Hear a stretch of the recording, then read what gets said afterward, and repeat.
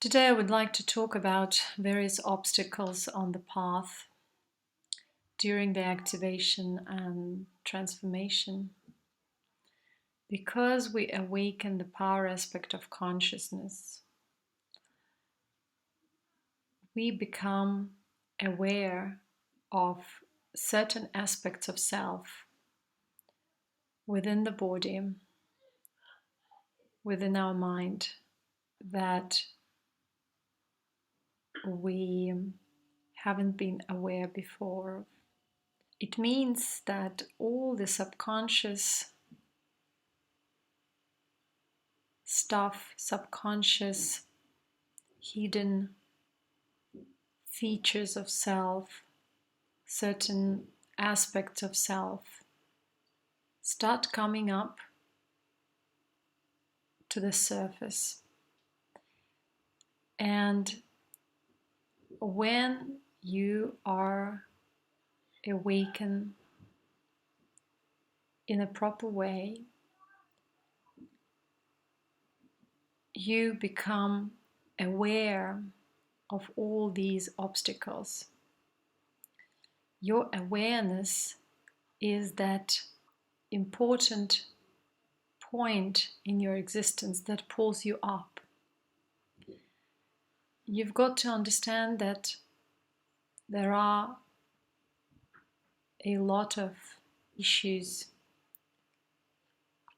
moments of ups and downs, negativity that may arise within your reality. However, when you are aware of these things, you pass them very smoothly. Mostly we need to work with our body, because in our body most of our karmic information is stored. Our body is the manifestation of karma. Karma doesn't mean punishment.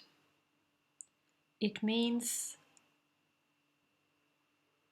the impression in our consciousness related to previous experiences, biological experiences in various forms. So we carry these experiences encoded in our DNA, in our cells. Our consciousness manifests our body according to that. So awakening, spiritual awakening, means to work with one body and later on with one mind. Spiritual awakening doesn't mean imagination. It doesn't mean working only with your mind. It means working with your body consciousness, with your emotions and feelings in the body. You can't go further in your transformation and evolution until you've completed the first level.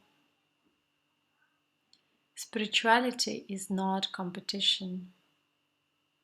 Spirituality is not ambition. Spirituality is not a career.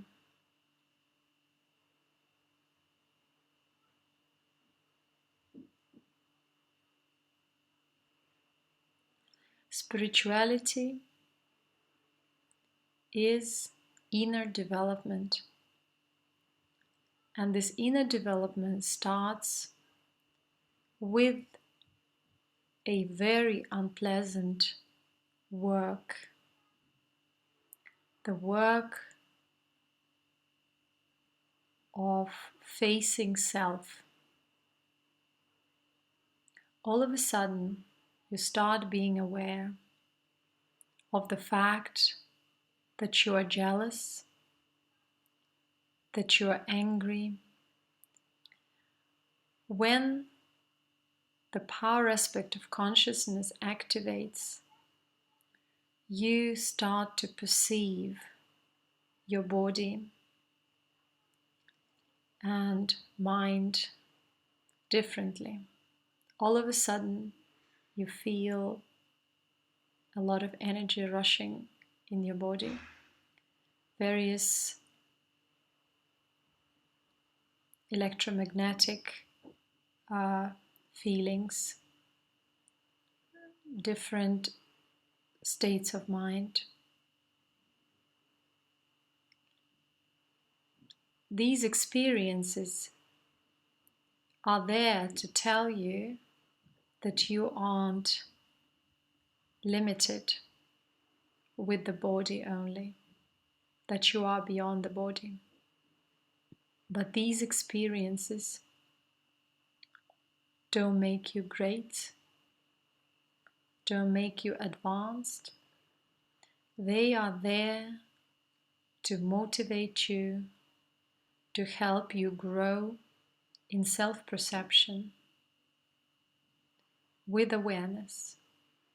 So when you feel so much energy, your limited mind might start creating illusions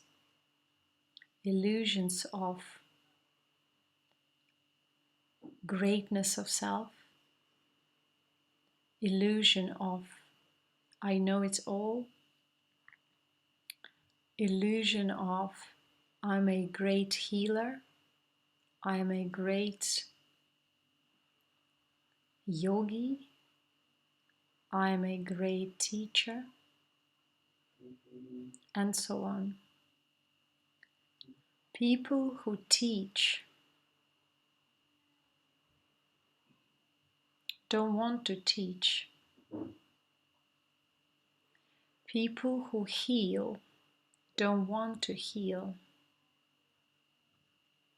People who transform don't want to transform. It simply happens in their presence, with their presence, selflessly. It is very important to understand that you can go on with your life in given circumstances, in whatever circumstances you are during your activation and transformation, but you've got to be aware of how your mind and body operate, how they transform, how the body and mind gets overpowered with the unleashed extra energy. It is very easy to get overpowered by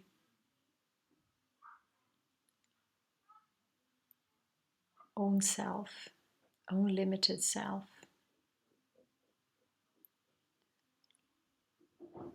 In some schools they call it ego, is that limited aspect of self related to instincts, body consciousness. Body has to be purified too. Body undergoes major transformation. Consciousness is going through own evolutionary cycles which are beyond our perception right now. Right now, all we need is to go beyond instinctive mind, instinctive consciousness, and activate our brain to the capacity we can. Activate all those upper glands. However, not everyone can achieve it at this point of time and space. And there is no need, because everything in this world, in the nature, has its own cycle, has its own time. Apples ripe at a certain time. Cherries get ripe at a certain time. It can't be earlier. So we've got to have proper conditions. We have to have proper maturity within, which helps us to overcome arising obstacles and challenges. For instance, when we get overinflated within, we think we're great, we think we've achieved something. What helps us to come down to simplicity, humbleness, is truthfulness that we have cultivated before we get to the path. That is why most of the Siddhas propagate practice of virtues such as non-violence, truthfulness to self, and so on. Discipline. It is commitment to self. Being on the path means to be committed to self. It doesn't mean to be committed to some school or to some institution. It means being committed to be aware and conscious, to live with awareness. It is awareness that brings us up from the traps of the mind, of the limited mind. To get on the path doesn't mean to change one's profession or one's activity. What matters is with which awareness you perform your activities. It doesn't mean everyone has to become a healer, a New Age spiritual master, a sectarian, a member of an ashram, and so on, a guru.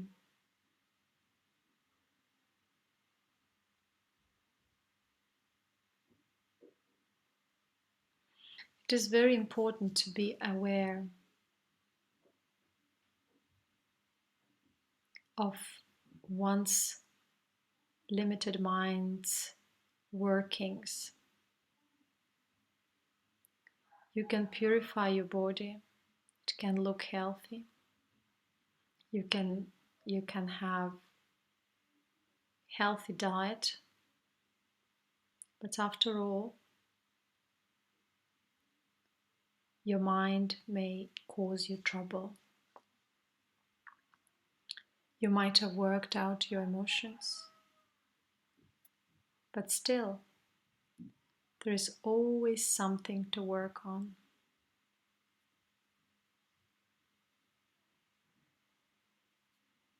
There are hidden emotions which we only can find out about while interacting with people, while being in certain life situations, circumstances, and there is no other way around.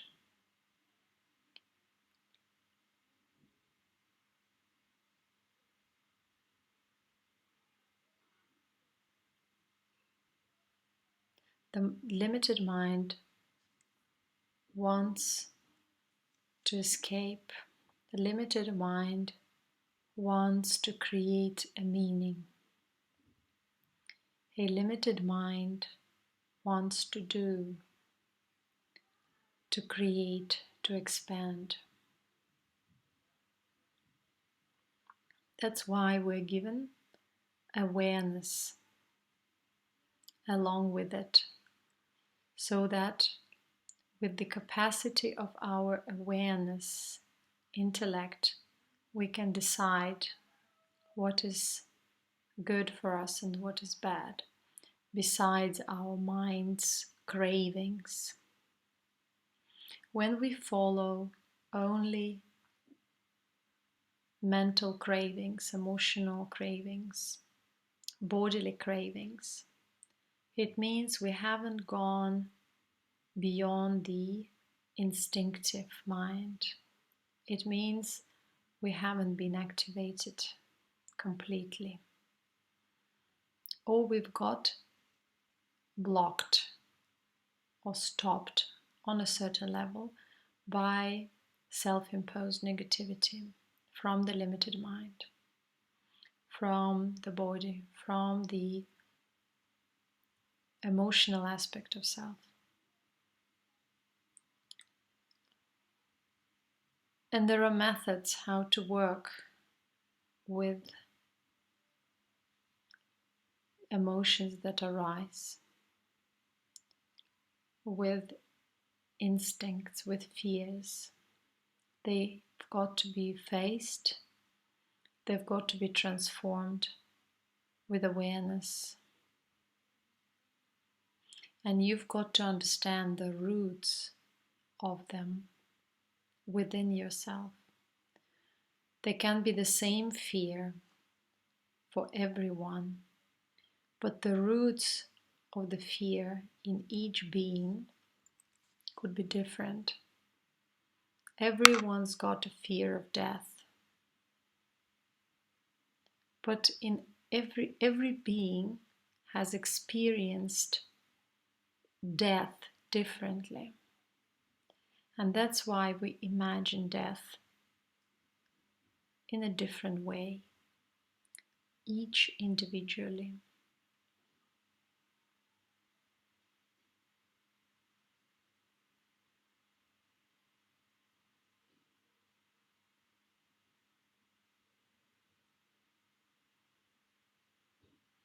Such features as humbleness come from understanding the transitory aspect of life, that life is a constant change. Everything changes, nothing's permanent. This realization comes from the observation of nature, of its cycles, of life and death in people and animals.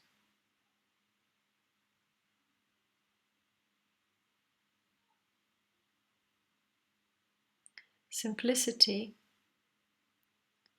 comes from understanding that at some point, any moment, life can come to an end. And we don't know when and how. So why to complicate life?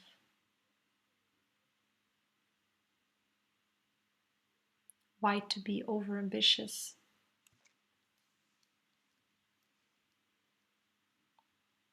Why to hurt others and put self first?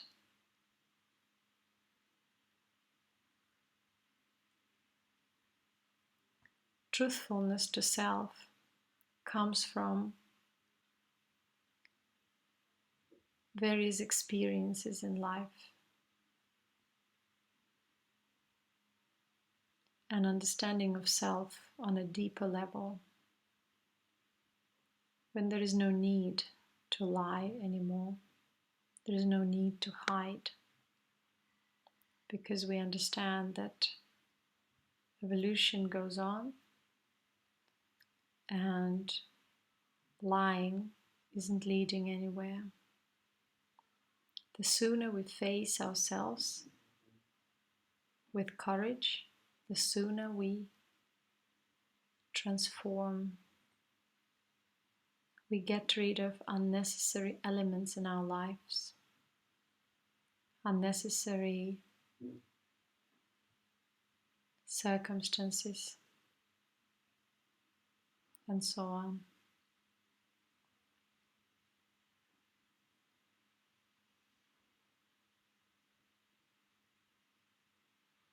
Simplicity, humbleness, and truthfulness are the results of the activated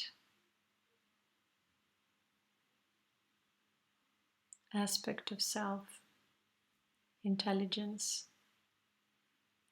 They make up the spiritual intelligence, which is the wisdom and compassion. And the deeper one realizes self, the wiser and more compassionate one becomes, more simple, more humble, more truthful. There are no particular stages to mention. Everyone's come here with an individual karmic pattern in their limited mind, in their brain and their body. So everyone faces similar yet different ways of development. We're in different circumstances. We create, manifest different surrounding environment for our development due to our karmic patterns and brain capacity, mind capacity to understand and be aware of it, of our own manifestation and self in this manifestation.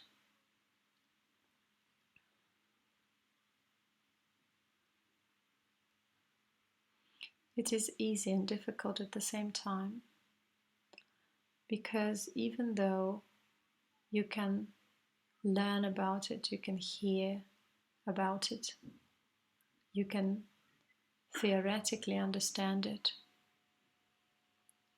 the next moment you go outside, you face an enemy, and the anger thrushes through your entire body, and you can't control it. You react. That's all. Or you look at someone and compare. Envy arises. Competition. Ambition. The moment you notice such features in yourself, beware. Stop yourself and look honestly into yourself, into your heart. Who is driving me now? Why am I acting like this? Self-observation is the simplest and the hardest sadhana, spiritual practice of all. It requires tremendous courage and tremendous concentration of the mind.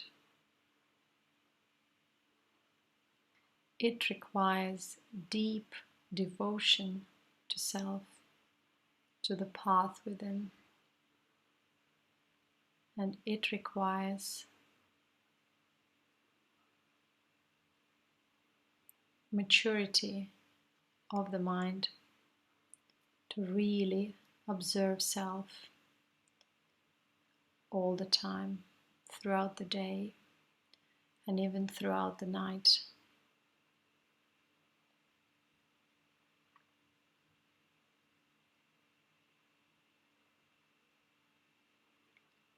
The result of spiritual evolution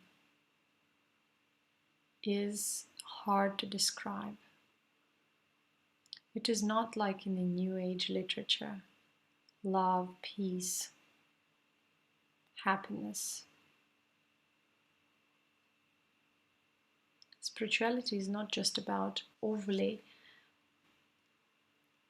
practiced or emphasized positivity. Remember that it is about going beyond positivity and negativity. It is about understanding these two currents and going beyond them, mastering them.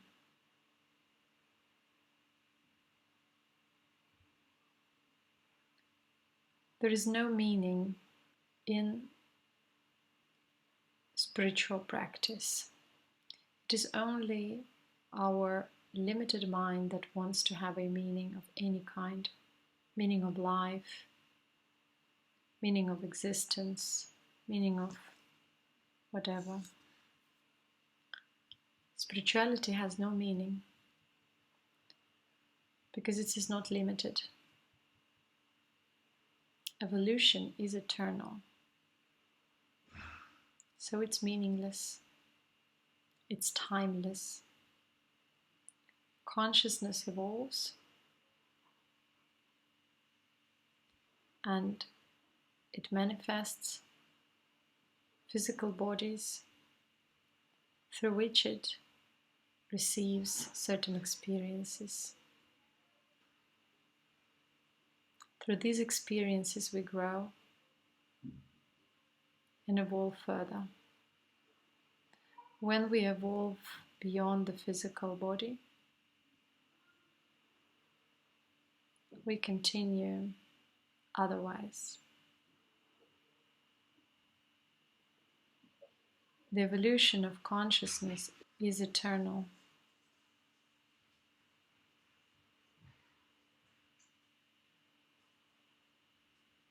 The evolution of the human brain and the human body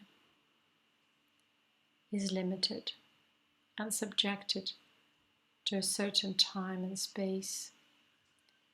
Even when the immortality of the body takes place, at some point there is no need to live in that body any longer. So even immortality is limited. Immortality, spiritual immortality in the physical body is a miracle for the majority, because the majority have a very short lifespan. But even those siddhas, immortals, who have reached immortality and lived thousands of years, still left their bodies.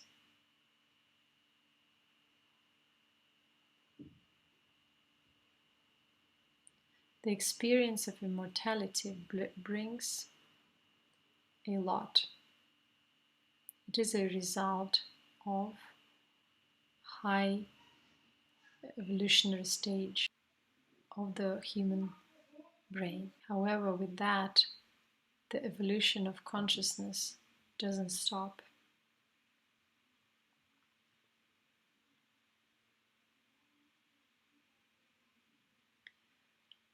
Most of us are too much engrossed in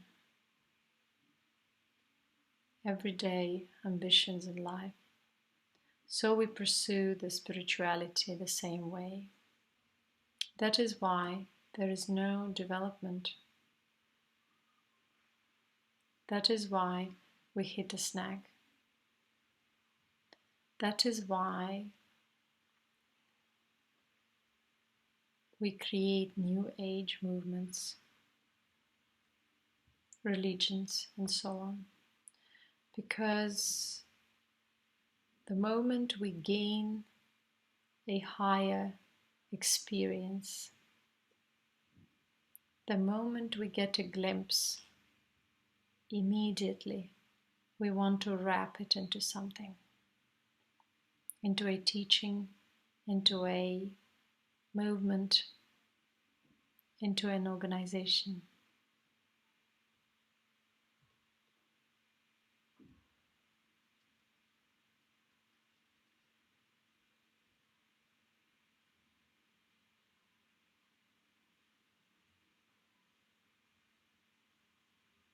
The moment we saw a light, we think we've reached the final point.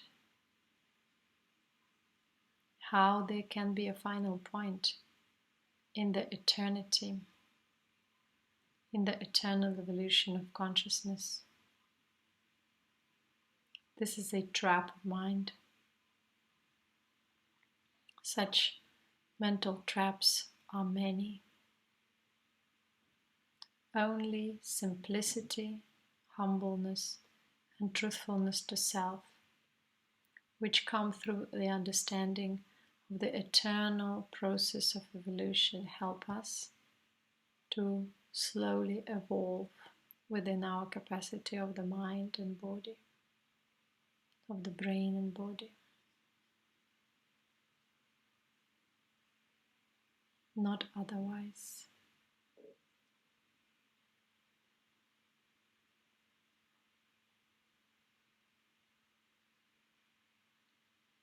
Remember that you always create your life. Every second, every millisecond, you create your life. And then you believe in your creation. And then you bind yourself to your creation.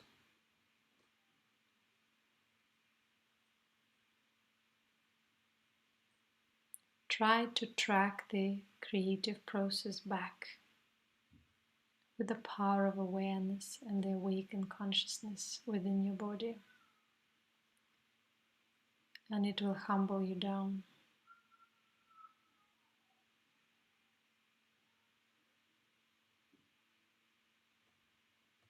It will bring you understanding beyond understanding in the state of absorption.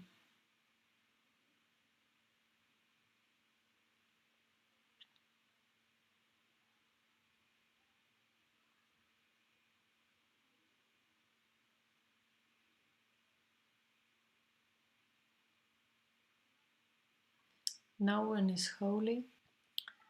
No one is a saint.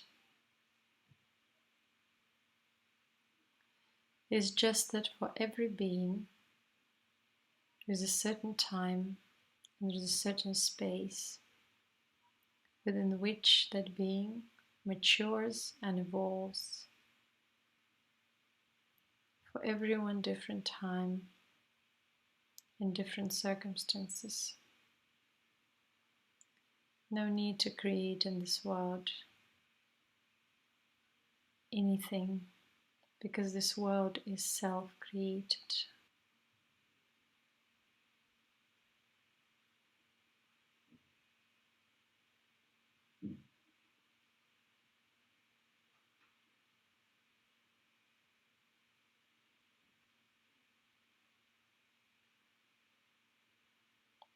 In order to understand that, there is no need to do anything.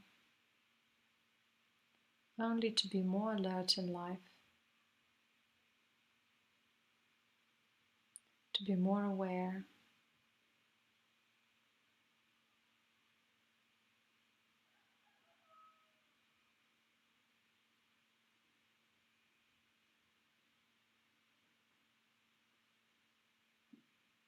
and humble.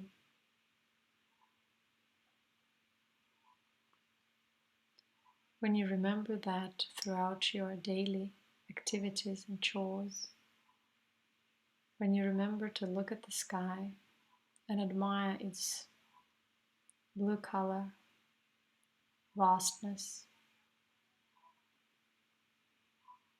when you remember to look around and notice bees and birds buzzing and chirping around you while you go to work. Or look at the ocean, the sea, the forest, the lake, the mountains, wherever you are. You learn to appreciate your being beyond your ambitions and fears and insecurities. And it brings you tremendous evolution, tremendous development within. Besides the fact whether you practice anything or you don't, whether you exercise or don't, whether you eat healthy or not yet.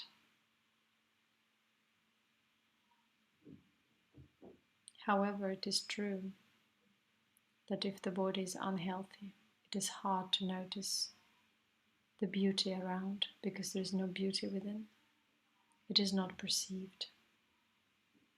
It is blocked because the mind is blocked. The brain is polluted. The cells are polluted.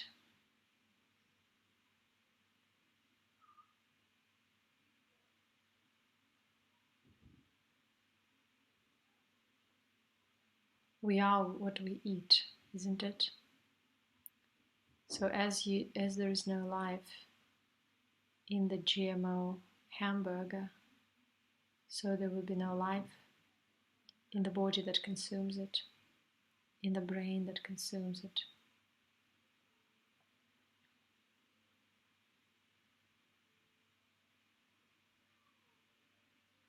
We have choice because we've got intelligence. And once this intelligence is awakened, it brings us further evolution in the body and the brain. So evolve daily consciously, without expectations, without rushing, without time frames. Learn to relax. Learn to trust life. Learn to flow and observe self.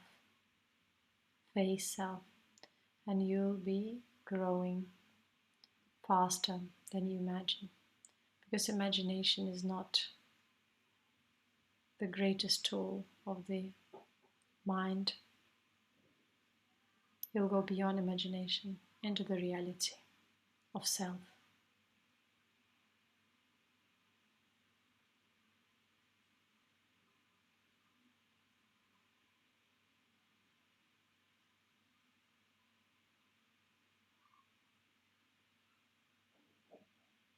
When you like something, you get attached. When you dislike something, you get attached. When you love someone, you get attached. When you hate someone, you get attached to. So why to go into extremes? Why not to understand the transitory aspect of life through changes of own thinking, own emotions, own body? Contemplate and let yourself be.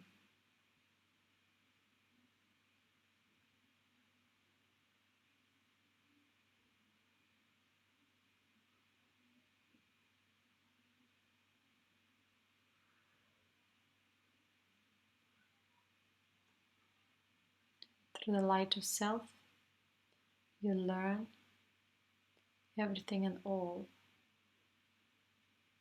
but you'll remain humble.